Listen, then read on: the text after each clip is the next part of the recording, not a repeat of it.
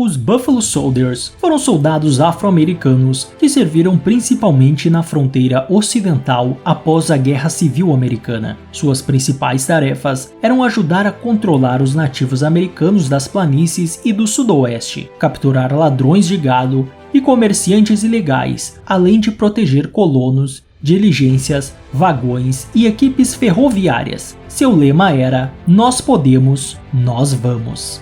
Olá, seja bem-vindo ao canal Terra-média. Se você é novo por aqui, inscreva-se no canal e deixe seu like. Diga nos comentários qual história você gostaria de ouvir.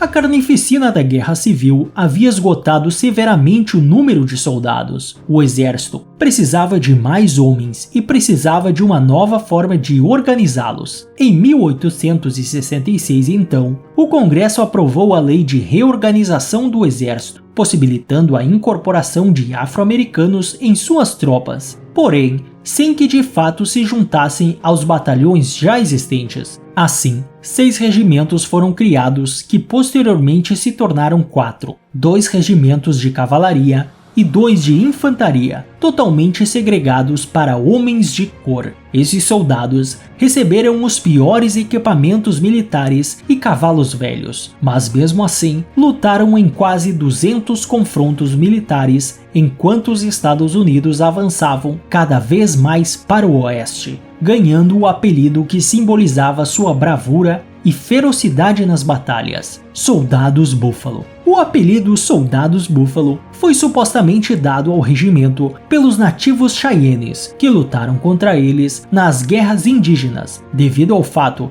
de os soldados apresentarem 2 características semelhantes aos dos búfalos: o cabelo naturalmente encaracolado e a bravura em batalha. Outra explicação seria pelo fato de os soldados vestirem um casaco feito de pele de búfalo. Fato é que o termo acabou se tornando sinônimo de todos os regimentos do exército afro-americano dos Estados Unidos. Esses regimentos, compostos totalmente por homens negros, eram liderados por oficiais brancos, pois inicialmente não existiam oficiais negros. Com o passar do tempo, 3 oficiais foram graduados em West Point: Henry Flipper, John Hanks Alexander e Charles Young. A formação da 9ª Cavalaria ocorreu em Nova Orleans, Louisiana, em agosto e setembro de 1866. Os soldados passaram o inverno se organizando e treinando até receberem a ordem de ir para San Antonio, no Texas. Lá, se juntaram a eles oficiais e seu comandante,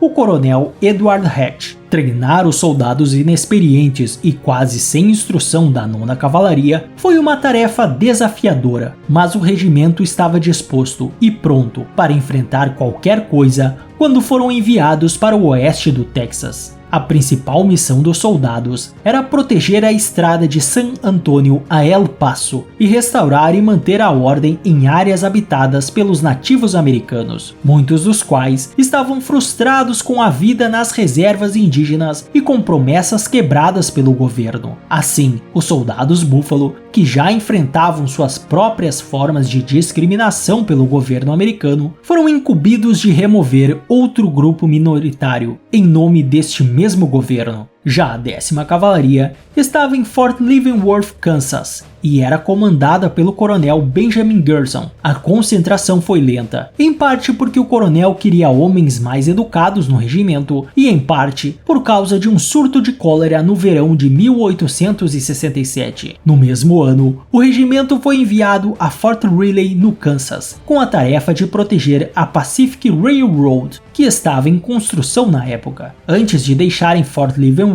algumas tropas lutaram contra centenas de nativos Cheyennes em 2 batalhas perto do rio Saline. Contando com o apoio do 38º Regimento de Infantaria, a 10ª Cavalaria obteve a vitória contra os nativos. Apesar da desvantagem numérica, a cavalaria perdeu apenas um homem. Tanto o 9º quanto o 10º regimentos de cavalaria participaram de dezenas de batalhas, mas a 9ª Cavalaria foi foi fundamental para o sucesso de uma campanha incansável de 3 meses, conhecida como a Guerra do Rio Vermelho, contra os nativos Kiowas, Comanches, Cheyennes e Arapahoes. Foi depois desta batalha que a 10ª Cavalaria foi enviada para se juntar a eles no Texas. Em 1880, eles realizaram uma longa campanha contra os Apaches, perseguindo o notório chefe Apache Victório pelo oeste do Texas, até ele ser forçado a fugir para o México, onde acabou sendo executado pelo exército mexicano.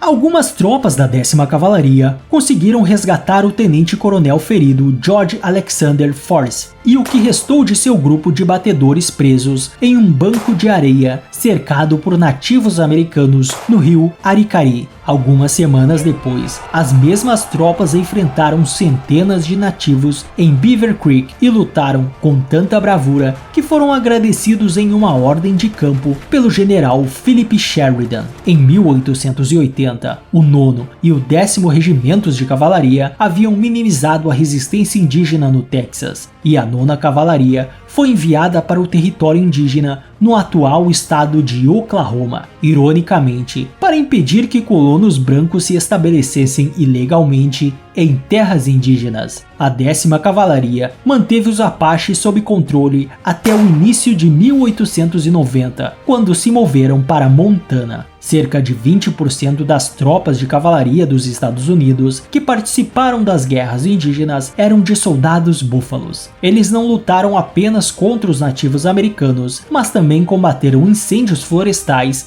e caçadores nos parques nacionais. No final de 1890, com o problema indígena praticamente resolvido para o governo, a 9ª e a 10ª Cavalaria, assim como a 24ª e 25º de Infantaria, dirigiram-se para a Flórida no início da Guerra Hispano-Americana. Mesmo enfrentando o racismo e suportando condições climáticas brutais, os soldados búfalos ganharam a reputação de servir com coragem. Eles lutaram heroicamente na Batalha de San Juan Hill, na Batalha de El Caney e na Batalha de Las Guasimas. Em 1897, cerca de 20 soldados do 25º Batalhão de Infantaria, 2 oficiais e um repórter chegavam a uma cidade próxima do rio Yellowstone nos Estados Unidos, após cruzar o país com um objetivo muito específico: mostrar para os oficiais do exército norte-americano que era possível e eficiente transportar tropas por meio de bicicletas. Foram 41 dias atravessando o país sob 2 rodas. Eles tiveram que atravessar montanhas, florestas, desertos e rios, percorrendo estradas não pavimentadas e trilhos de trem. Cada dia, eles percorriam cerca de 80 quilômetros sob neve, granizo, chuva e forte calor. A jornada foi considerada uma façanha, que passou a ser reproduzida por todos os jornais americanos, destacando a tenacidade dos Buffalo Soldiers em um momento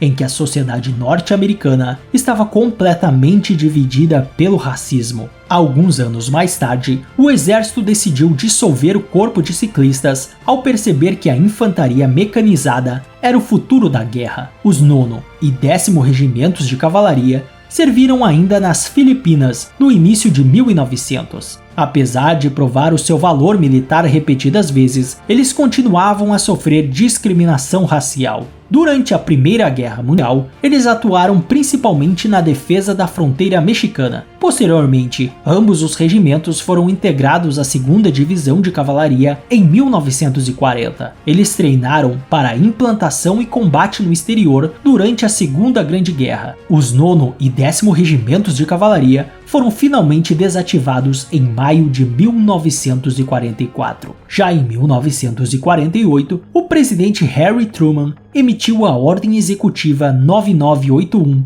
eliminando de vez a segregação racial nas Forças Armadas Americanas durante a Guerra da Coreia. As últimas unidades totalmente compostas por afro-americanos foram dissolvidas até 1950. Mark Matthews, o soldado búfalo vivo mais velho do país, morreu em 2005 aos 111 anos de idade em Washington, D.C. Os soldados búfalo tiveram as taxas de deserção militar e corte marcial mais baixas de seu tempo. 18 deles ganharam a maior honraria, sim, a Medalha de Honra, um prêmio concedido em reconhecimento ao valor de combate que vai além do dever, conquistadas nas batalhas contra os indígenas entre os anos de 1870 a 1890. Bob Marley imortalizou o grupo na canção Buffalo Soldier, que destacou a ironia de ex-escravos e seus descendentes que foram roubados da África, agora tomando terras de nativos americanos para colonos brancos. Então é isso, galera. Se você gostou deste vídeo, deixe o seu like e até o próximo. Valeu!